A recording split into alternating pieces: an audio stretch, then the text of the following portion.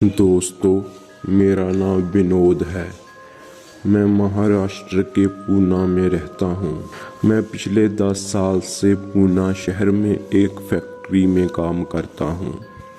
पिछले कुछ महीनों से हमारी फैक्ट्री में काम थोड़ा घट था, इसलिए मैंने कुछ दिनों के लिए गांव जाने का प्रोग्राम बनाया। मैंने ट्रेन पकड़ी और अपने गांव पहुंच गया। मेरा गांव महाराष्ट्र के सतारा जिले के पास है। जब मैं अपने गांव के स्टेशन पर उतरा तो मुझे कुछ अजीब सा लगा, क्योंकि पूरा स्टेशन खाली था। गांव की गलियों में कोई भी आदमी दिखाई नहीं दे रहा था।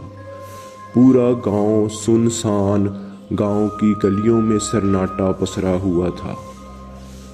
मैं सोचता सोचता अपने घर पहुंचा, माँ बाबूजी के साथ बैठा और रात को खाना खाने लगे।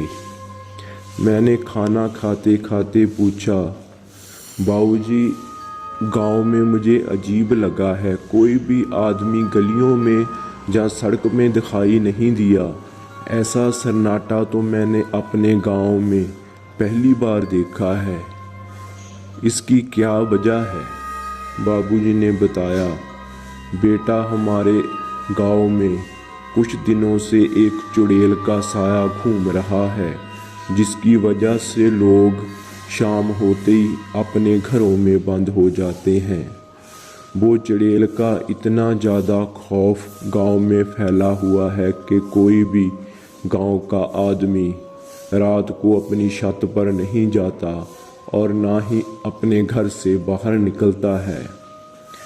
मैंने बाबूजी से कहा, बाबूजी, मैं इन भूत प्रेतों पर विश्वास नहीं करता, ये सब मन का भ्रम है। तभी मेरी माँ बोली, भ्रम एक आदमी को हो सकता है, पूरे गांव को भ्रम नहीं हो सकता। इस गांव में चुड़ैल का साया है। मैंने कहा, मुझे इस बात पर विश्वास नहीं है। गर्मी के दिन थे, इसलिए मैंने अपनी चारपाई उठाई और छत पर जाने लगा। माँ ने मुझे रोक लिया, बेटा, तुम छत पर जाकर नहीं सो सकते, अपने कमरे में जाकर सो, बाहर चुड़ैल का साया है। मैंने बहुत मिन्नतें की कि अंदर गर्मी है, मुझे छत पर जाने दो, लेकिन माँ बाबूजी मेरी एक ना माने। मुझे गर्मी में अंदर ही बेड पर लेटना पड़ा। रात के करीब 12 बजे थे कि अचानक लाइट चली गई। मेरा गर्मी से बुरा हाल हो रहा था। मैं माँ बाबूजी से आंख बचाकर छत पर चला गया। छत पर बिल्कुल भी गर्मी नहीं थी, मुझे बहुत अच्छा लग रहा था। मैंने अपनी छत से देखा कि गांव का कोई भी आदमी अपनी छत पर नहीं है। पूरे गांव में सन्नाटा पसरा हुआ है। बस दूर से कहीं कुत्तों की रोने की आवाज आ रही है। मुझे ये सोचकर अजीब लगा कि मेरे गांव के लोग कितने भोले हैं, इतनी गर्मी में चुड़ैल के डर से अंदर घरों में बंद होकर बैठे हैं।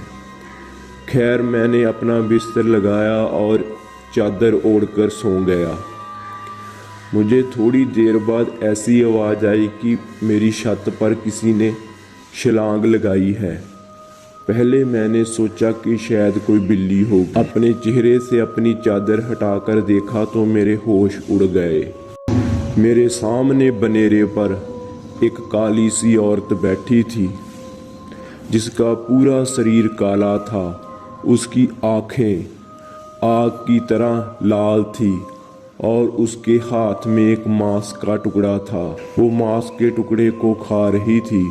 उसका चेहरा पूरा खून से भीगा हुआ था। देखकर मेरे हाथ पैर फूलने लगे। डर की वजह से मैं हिल नहीं पा रहा था। मेरा डर के मारे बुरा हाल हो रहा था। तभी अचानक उसने नीचे छलांग लगा दी और गली के कुत्ते भौंकने लगे। मैंने अपना बिस्तर उठाया और माँ बाबूजी के कमरे में जाकर लेट गया। मुझे पूरी रात डर के मारे नींद नहीं आई, मगर आज तक मुझे ये नहीं पता लगा कि वो सचमुच कोई चुड़ैल थी या मेरे मन का भ्रम था।